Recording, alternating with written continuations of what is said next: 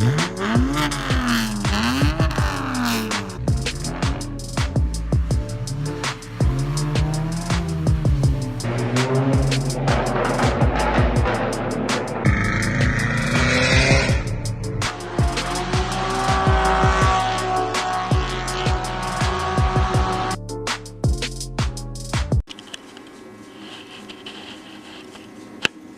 ready?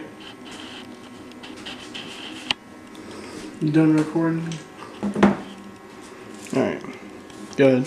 What's up, guys? It's your dog Fire with you. Today we are fixing somebody else's mistake. When we bought this charge pipe from somebody on the one and only Craigslist, where the sensor goes in, Try to get it focus. let's see if we can get a flashlight on it real quick. Don't mind the dog thing. If you see that bolt, they had a screw down in there. It was a self-tapping screw, and they got it in there, but when we went to back it out, it snapped off. And obviously it had someone drill on it before.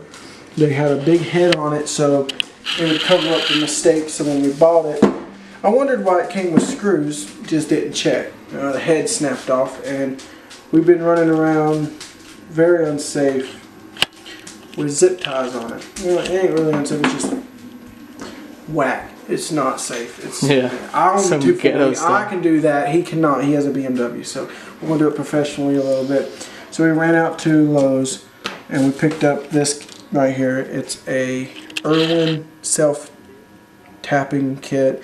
It comes with a lot of stuff, which I'm surprised. It's pretty expensive. I think it was like $26, $23, something like that.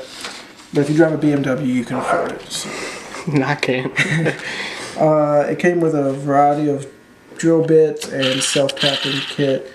It came with also like a hand tool, like a T-shaped model, little hand majigger. I've done this before, not a lot, but I have watched videos on how to do it and how to take care of this situation. And if I can do it, y'all can do it. It's not hard. Just know that when you go there, pick up the correct size bolt, screws, whatever you're using for your charge pipe, because what we're attempting is we're going to try and keep it the factory, because this side's still good. And that's the size we went with again, which is probably won't be the same for y'all's because this is an aftermarket charge pipe, but this is a 832. And, well, I'm ready to mess this up. How about you? Yeah. We're going to show you the steps on how to do it. And, well, I need to swap batteries. But, yeah, we'll get to you when we start doing that. Hi, this one is a, why did I say hot? Okay, this one right here is the tap itself. And this thread was pretty burgered up. It was bad. But I put the tap in. What you want to do is you want to keep this as straight as possible. And as you rotate it in, if you feel any force, like it's tightening up, stop, rotate about a half turn, turn out, and rotate it back in. And you want to just keep going. It helps if you put some WD-40 or some kind of like liquid to help it clean out the threads as you go through. And once you get it through, it should feel like butter. And this one was pretty bad. It didn't want to take a screw. Once I tapped it and ran it all the way through, just like that, the screw actually went down in there amazingly.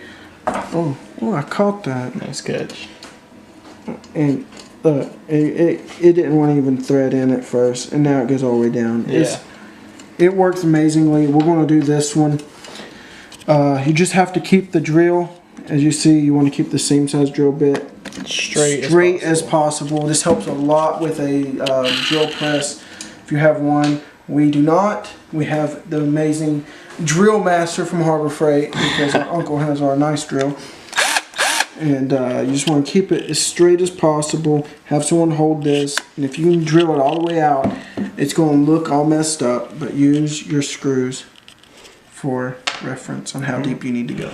Now we're going to do it. Alright, go ahead.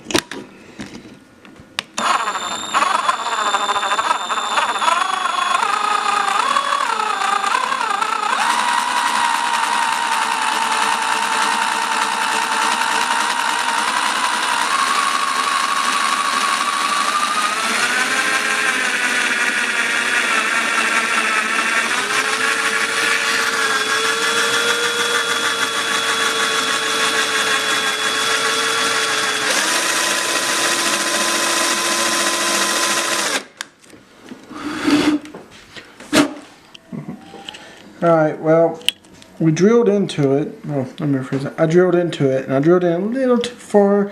It actually went through this aluminum block, which is sitting on top of the charge pipe. And I actually drilled into the charge pipe, which it's not a big deal. It's just kind of like annoying. And I don't think it'll leak, but just to be on the safe side, when we put the sensor, we're going to put a little silicone, and I might put some what do they call it, liquid tape or Teflon tape around the screw, so it kind of makes it airtight. But so far we're tapping it, and I'm backing it out now. Alright. Kind of sticking. Okay, you can see here on this, like the burrs and excess aluminum. You want to clean that off because that's what actually taps your thing. Yeah, it's actually forming threads. They're not the best, but it will take a screw. That's all I'm concerned with. Better than zip ties. Yeah, that was just jank. So we'll get back to you once we finish tapping this. Alright guys, well, I know it looks bad on top, but that's just because someone took a drill bit and beat the crap out of it before I owned it. Here's the screw going in. And you see I can actually get it in pretty far with my hand, actually almost all the way. And then I'll put the drill bit on it.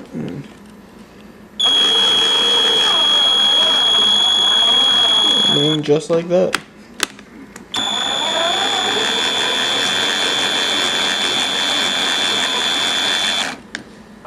So no more janky stuff. It's got threads in the hole, I can see. They're on the other side. If you want to come on this side and actually show them on the inside, you can see the threads very well. I don't know if they'll be able to pick it up.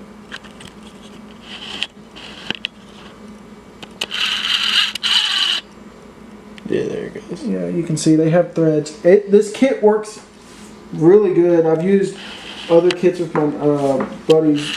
We've all done stuff. Had to tap holes, and I think it's because it's aluminum. It worked a lot better. I know when you're doing steel stuff and any of that it's a pain in the butt. But aluminum, soft metal makes sense. It was a Irwin tap and die set. And they had multiple different kinds. We got not the cheapest, but not the most expensive. That works perfect. I love it. We usually return stuff after we're done using it. We'll keep this one. But yeah, that's basically the steps on how to use a tap and die and get a screw out that broke off or anything. So if you have any questions, leave them in the comments. And thanks for watching.